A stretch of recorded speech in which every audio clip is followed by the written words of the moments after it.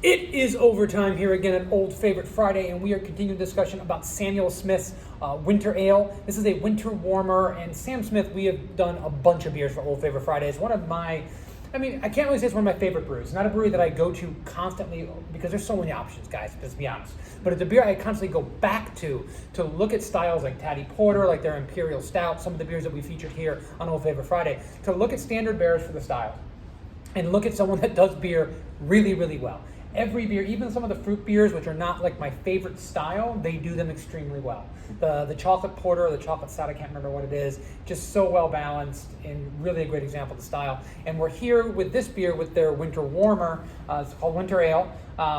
This is a beer that I've had for years. I always look forward to this beer. A lot of the winter beers, Ralph, and I'm going to let you talk here in a second, but a lot of the winter beers, winter warmers, especially in the U.S., we get like sticky, sweet, heavy. You're looking for like Christmas cookie flavors and things of that nature that are kind of over the top. This is not that. This is more mild. This is more of an amber color. It's not super dense. First, before you tell me what you think about this beer, but I also want to get your interpretation of what a winter ale is or a winter warmer is and how this relates to it. Yeah. So as far as the beer itself, I'll start talking about that. I really like it. It's I think ABV, I want to say it's like 6%. I thought I saw in here. Yeah, 6%. So it's a little stronger than a mild, but maybe slightly lighter than some versions of mild I've seen, but I could see it living in that family. And I get this, aside from your normal like caramel and things you might think with a beer of this color, I get like a macadamia nut cookie and almost like a honey that goes through it. So it's really nice because it gives you this bready, biscuity character, but it's not just like a generic, what Americans would think is a biscuit. Well, let's also say not candy bar style, right? Yeah, not exactly. overly sweet. Those are hints of flavors, not dominant flavors. Yeah, and they're malt. It feels like malt flavors that are contributing to that, not like not someone adjuncts. added. Yeah, exactly. But as far as like the winter warmer style, it's very interesting to me because I feel like for the most part in the U.S. you have like 2 or 3 veins where you have like this stuff that is very English inspired, like something like this, or then you have your like Belgian or your Germanic, which tend to skew a certain way.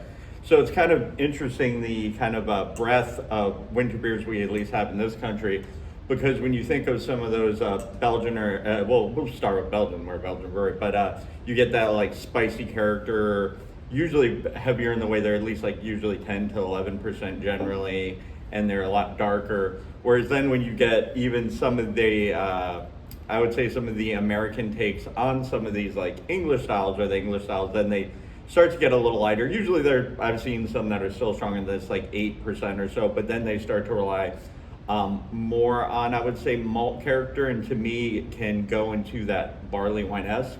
Yeah. While some of those other, like I said, even the British styles will give you some of that spice if they add spices to it. But to me, they're kind of like an offshoot, a maybe not as heavy version of some of those, like I said, Germanic or Belgian-esque versions of Christmas or winter beers. I don't know if we talked about this on an Old Favorite Friday, but I also am part of a podcast with my friend Mike Ravitch, how did I not get his name correctly? He's featured on Old Favorite Friday before, called United We Drink, and we talk about beer. That's what we do. And I believe we talked about like the versatility of the winter beers and the fact that it's so different, and the fact that you've got this wide array. You have like, double IPAs as winter beers, and you've got winter warmers, and you've got Belgian style dark strongs. None of those beers could be considered the same thing, right? They run the gamut, which is so interesting. And I think that the American versions of so many things just they identify a nuance. It's really subtle and really nice. And then they go, well, if people like that, let's just give them all of that, right? It would be the equivalent of saying like, yeah, I really like the salt balance in this. Let's put a handful in there for a dish. And you see that with like Hefeweizens and Belgians, right? So some of those yeast characteristics that are like kind of subtle and kind of a undercurrent it's just banana bread, right? And you see that with something like this where you have these nice kind of figgy raisin undertones with that biscuity cookie kind of flavor that is so lovely and well-rounded with nice classic old world hop flavor, being dry. And they go, well, let's just make this thing like finish at 10 Play-Doh and be sweet as all get out, and then it's just going to taste like a Christmas pie. Right? And listen, I've liked some of those beers, and those beers can be done really, really well, but when you go back to the basics, you get something like this, which is not something that has to be molasses or really sweet or heavy to work with Christmas. No, this is a 6% beer. It's got a beautiful color. It's got an amazing aroma. And as it warms, you're getting so much more flavor. And that's another important thing. Maybe winter warmer means you have to warm it up a little bit. What do you think, Ralph? Yeah, and I was gonna say, especially with your, because I agree with you on most of your commentary, but I feel like with the American interpretations, it's kind of dumbed down because, and I hate to just generalize, but like with some of these classic European beers, like when we would have gotten a craft beer, the things we were gravitating towards, it's to like they remind me of conversation pieces. Like they have all those nuances and you kind of have to let it warm and unfold it where it's like, oh, okay, like I said, let's say this has caramel and macadamia nut. Well, we would just throw in a bunch of macadamia nuts and yeah, you get that flavor, but there's a bigger complexity with a beer like this that isn't just throwing macadamia nut in that you lose by doing that. So yeah, you get louder, but it's like, okay, yeah, I've had this now, it tastes like cookies. And you can't really have that same conversation or just that experience by just throwing the biggest thing in the room at your beer. Yeah, 100%. I mean, listen, nuance is something that we always preach here. It's something that, listen, we believe in this, and obviously, if you're watching this and you don't believe it, you're probably not watching this. But if there's an argument to be made that bigger is better, and that's fine. And there's certainly so many people that have come onto the craft beer scene simply because a beer tasted like oatmeal raisin cookies, or simply because a beer tasted like peanut butter and jelly, and they're exposed to beer, and then maybe they find some of these more nuanced, what I would consider better beers, or technically better beers.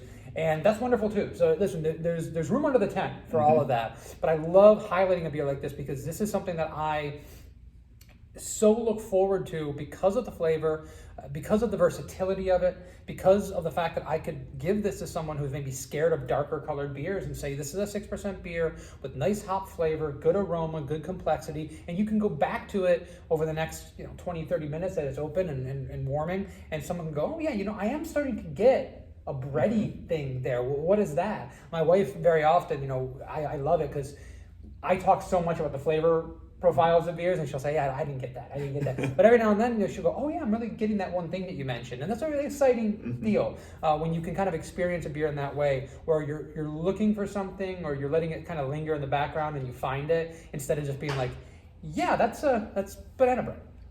that's all it is. Yeah, and it's funny because one thing I think it was just something you said as you were talking, but it made me think, especially with this beer and a lot of Samuel Smiths or the different English breweries.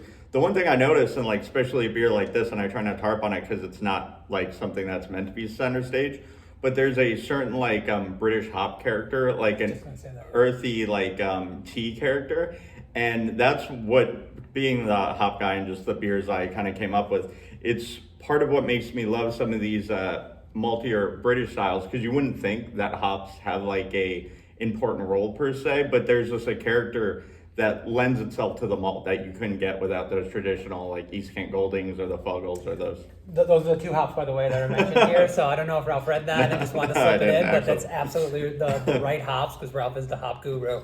But no, it's so much to be said for that. Is that subtle flavor of those old world classic British style hops, classic German kind of style hops. When they're done in right proportion, we're always like trying to get away from them. Like we need to have great hops from. Let's by the way. New Zealand hops, great new California hops, proprietary hops, Michigan hops that we've had. I love the development of all these things, and I think they should be pushing the envelope as much as possible. But it's easy to forget that these hops have been used for so long and impart such interesting, complex flavors, and we're kind of moving on the side, going, no, now we want Fuggles to be hybrid into something else and not taste like Fuggles, right? or East Kent Golding or whatever it might be. So it's very, very interesting. I love this beer. It is so well balanced. It does everything I want to of a drinkable beer. It fits for the season. Samuel Smith they don't make a bad beer. I mean, if they do, I haven't had it yet. Let's put it that way. And this will not be the last that we will be seeing of Samuel Smith on this series because there's tons of beer that I have not had a chance to feature here yet that might not be available in the area that we're always on the lookout for. So listen, please, we hope you enjoyed this. We hope that you're enjoying lots of great holiday beers from this season. There's so many great examples of that. Please let us know what we should be featuring next week on Old Favorite Friday. Please poke around the channels, like, subscribe, see the other conversations we're having with Ralph and some guests every now and then about these incredible classic beers that need to be talked about more because even though they've been around for, maybe 100 years, I can't remember exactly how old this one was, but it's been around for a long time, doesn't mean it's not still delivering the goods every single time. And we'll see you next week. Cheers. Cheers.